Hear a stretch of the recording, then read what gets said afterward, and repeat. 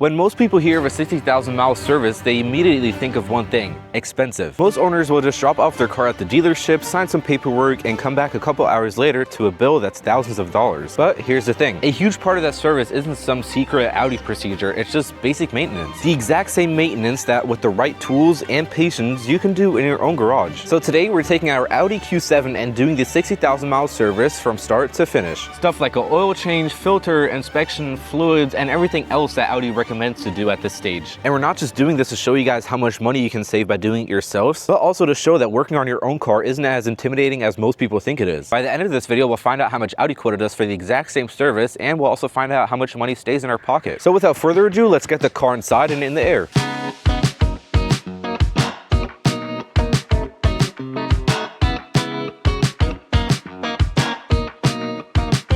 The car's now in the air, and now we're going to start with one of the more easier jobs that we have planned with this car, which is the oil change. So I'm going to head underneath. The car's already warm, it's been sitting out, and we drove it a couple minutes ago.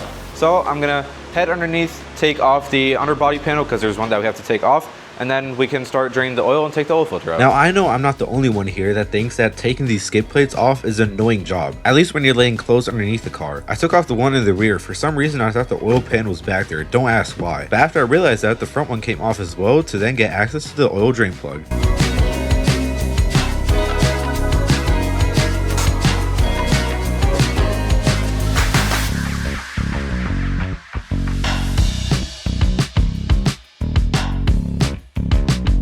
Now, whilst that is draining down there and getting the last drops out of the engine, we can now move on to the oil filter, which sits on the top right here. And for that, we need to remove the engine cover. And that one has little metal clips right here, which we kind of have to pry off. And this car, we never touched it. It's our first time working on it. And with that, this car has only been in professional workshops and probably at Audi. And we have a missing clip right here. We then have good access to the oil filter, which sits right down there, and should be pretty easy to take it out, hopefully. And what we then now also saw after we took it out, we took a look at the front because we thought we had to remove this entire frame for the intake. We saw this right here, that the intake canal right here is bent up, pretty hard to see, but this part is completely bent up. I don't know if I can push it down. Yeah, there. So we never touched this car. It's not necessarily always the right choice, but for a lot of people it is the right choice because they don't really know a lot about cars and just want their car to be serviced. But that's just to show you that it's not completely perfect if you take it to a good mechanic shop or whatever. The same as here, this side has a flap right here to control the air that goes into there. And what they would just do is pull it back, and if you see, if you pull it back, it kind of just goes together right there, and they will just put it in together, and then it is also not completely in on the bottom how it was on the other side. And yeah, that's just kind of one flaw that Audi also has with this, but in general that a lot of people don't really look at. But with that being said, let's get this oil filter out.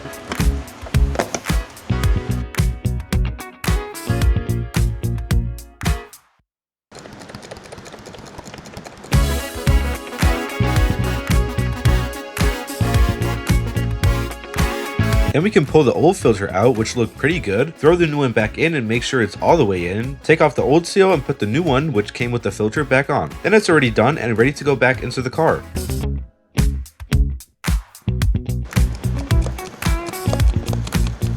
The intake filter box goes back on top, and since we're already here, I'll take the chance to clean it a little bit. After that is fairly clean, I can put back the drain plug with a new and fresh washer and torque it down to spec. And the fresh oil goes back in. The Q7 takes around 6.8 liters.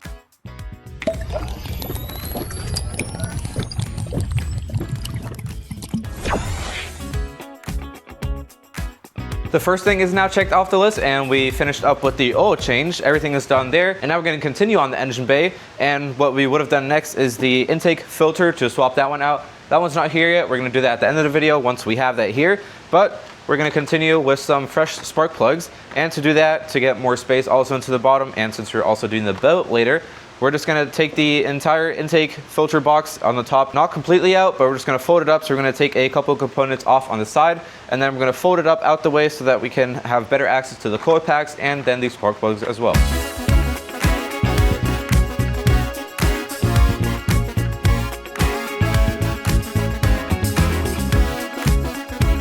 After having everything disconnected from the intake box, it's finally out of the way and we can work on the spark plugs. First step is to take out the 2 screws which hold in the wiring harness for the coil packs. The exact same thing is on the other side as well. Then I can begin prying out the coil packs. I just have to be super careful to not mess anything up on them, especially with the seals that they have. After they're loose, I can take them out one after the other.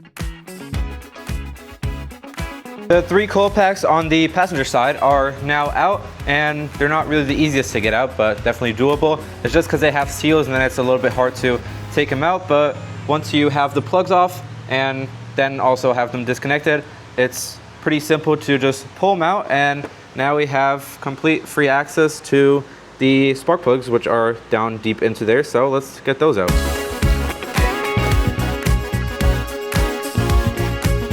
The best news to always have on spark plugs is that there's no oil or other fluids. This one actually looks pretty good. Obviously it's used, but at least it's not pitch black. After I take them out, I can drop in the new spark plug and tighten it down and fish out the rest of the spark plugs.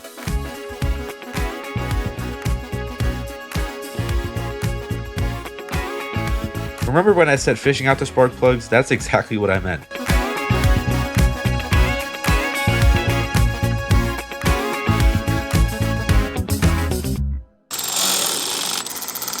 The other side is a little bit different at the top. Here we have a coolant tank and it's a little bit in the way. So I removed the return hose, which then dropped some coolant, and moved the coolant tank to the sides to create some room so I can reach the coil packs and do the spark plugs. After that, it's the exact same procedure. Take out the coil packs and swap out the spark plugs.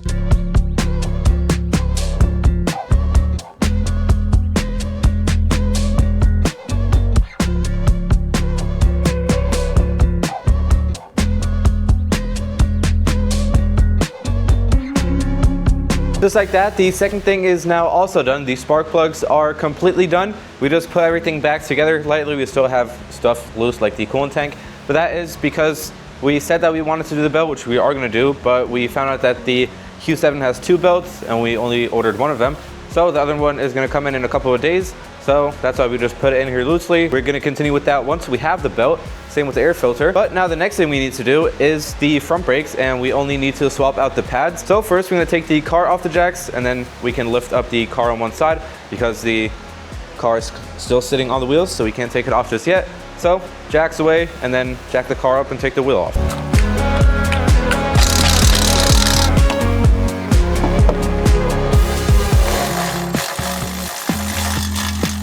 This brake caliper slides right off after I removed the 2 rear bolts. I laid it down on a normal jack so it's easier to remove the brake pads. These are also easy to remove. Just pry them out, and again, be careful when you're prying. Maybe use a plastic prier, not a metal one, how I did. After they're out, the new and thick ones go back in, and you have to kind of put these in at an angle because you have to push away the spring at the bottom, and then you can push them in completely. Since these are new, they're also thicker, so we use our hydraulic press to push them apart so that the caliper slides right back on.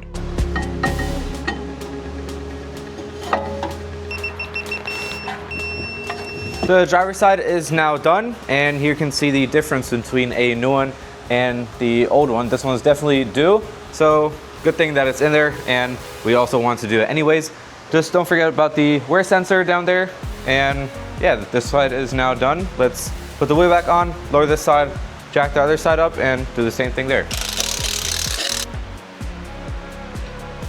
And if any of you guys are wondering how we get these nut caps off, these black plastic caps, we just use a normal paint can opener, which is for like a 1-gallon paint can, and these work pretty well, and we use these across all of our cars in different areas in the interior, outside, and this thing is just a very, very good multi-tool. So let's get this wheel off.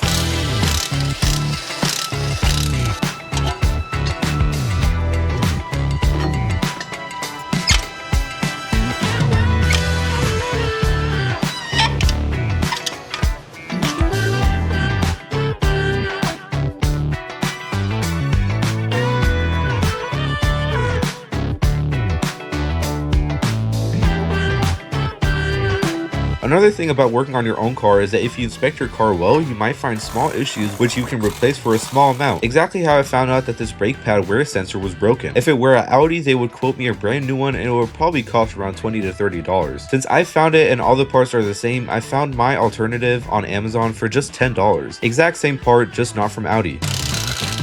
The front brake pads are now also swapped out, have some fresh ones in there, and those should be good to go now as well. And since we now only more or less have left to do the air filter and both of the belts, we are missing both of them. So I'll see you guys once we have them.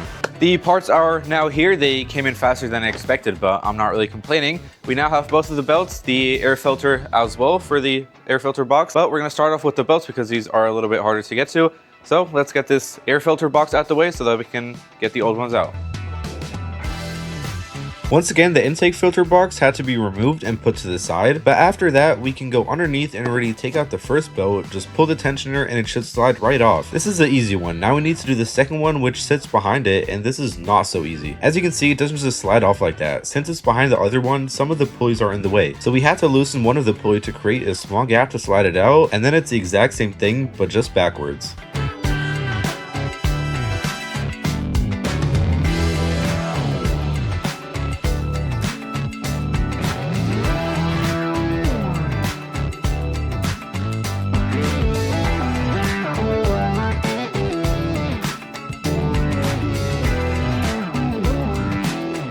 After the intake is all connected and back down for its last time, it's now time for the filter itself, which has one screw and then it slides right off. And then the clean one goes back in again.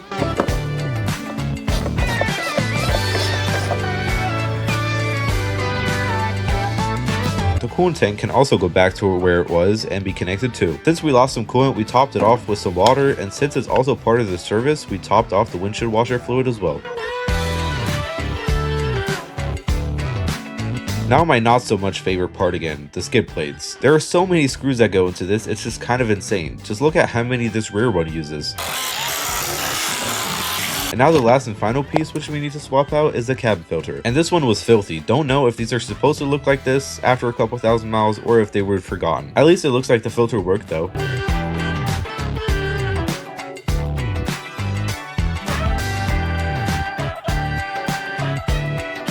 The service is now completely done, and some that might have a little bit more knowledge about this know that that wasn't really everything. Here we have the full Audi maintenance schedule for all the models, so let's go inside and go over everything. So here's now the full sheet, and what I meant with that, it's not everything, because there's a lot of other stuff that we need to do, but it's kind of just basic stuff that you know that works. For example, that the horn works, or stuff that this car doesn't even have, like a spare tire. So we're just gonna run through everything, and like I said, a lot of the stuff is already crossed through because this car doesn't have it, or it's just stuff that you know that happens every single day. First off is the brake system. Check for damage or leaks, which we did, and also check the thickness of the brake pads. We swapped those out. Then the cooling system, where it's about checking the coolant level, which we did because a little bit also spilt when we took the coolant tank off. Then we have the engine oil and oil filter, which we changed engine, transmission, final drive, and steering. Visual inspection for leaks and damages, and we couldn't really see anything, so nothing there. Next up is the front and rear axle suspension components. We needed to check the dust seals on the ball joints, which we did. Everything was fine there. On page 2, we have the service reminder indicator display needs to be reset, which we did with our auto. Then the spare tire, this car doesn't have it. Check the tire inflation. This is the stuff that you do every day because we drive it every day. Then check the underbody for damages or leaks. Nothing was wrong there. Now comes a bit of a longer list of all the additional maintenance items, and this is again for all the models, and this is where it says the interval. And sometimes it's for 60,000 miles. Sometimes it says that you need to do it every 2 years, regardless of the miles. The air filter we replaced, then the brake fluid every 2 years, and we've had this car for 1 year, so we didn't have to do this one. Then we need to replace the V-belt, which we did. Then we did spark plugs, did those as well. And that's basically it. Here we have the chart for the oil capacity. And for the Q7, it takes 6.8 liters. And now to the total cost, what everyone wants to know. First, we're gonna go through everything what we paid. First was a V-belt, which was $43. Then there was another V-belt, because this car has two, which was $26. All of these spark plugs were $75. The cabin air filter was $20. The brake pad set was $47. The air filter was $58. And then we also had one broken brake pad sensor, which was an extra $10. And for the entire oil change, we probably paid around roughly $50. And if you add all that up, it totals up to only $330, which is a very fair price for a 60,000 mile service. But what Audi wanted is pretty insane, to be honest. We went ahead and called up two of our local Audi dealerships, and they both said the same thing. The first one we called, we asked for how much the service would be, and they said only $560, which was kind of weird, and we were kind of shocked at that number. But then they told us that was only for the small inspection, which is at 70,000 miles, which is only like an oil change and small stuff and not the whole service. But then when we asked them for the 60,000 mile service quote, we kind of fell out of our chairs. They quoted us $2,600 $4,665 for a full service, but that didn't even include the brake pads yet. Because for some odd reason, they make their brake pads super expensive. They said it would be in between $1,800 and $2,000 for just the brake pads. Now, I have no idea why these brake pads are so expensive, which they use. I don't know if they're made out of gold or if they just don't really like working on them. No idea. Maybe some of you guys know. But in total, what they told us, this would run us $4,665 for the 60,000 mile service, which we only paid $330 for. And yes, obviously a lot of that goes into the labor for Audi, but I think $4,600 is just a lot for a normal service. I'm just super glad that we did it ourselves. I can only recommend it, as I said at the start of this video, and we saved in total $4,300 for this entire service. And it's not just that. Whilst working on this car, we had a lot of fun on it, we learned a lot of stuff, and especially we know what was done on the car. And just to say it again, work on your own cars, figure it out, learn it, and you'll save a lot of money. But I just hope that this is a little bit of inspiration for you guys to go out there and work on your own cars. I hope you guys enjoyed it. Make sure to check out my other platforms. They're going to be linked in the description down below. Make sure to like and subscribe and turn the post notification. Drive safe and stay tuned.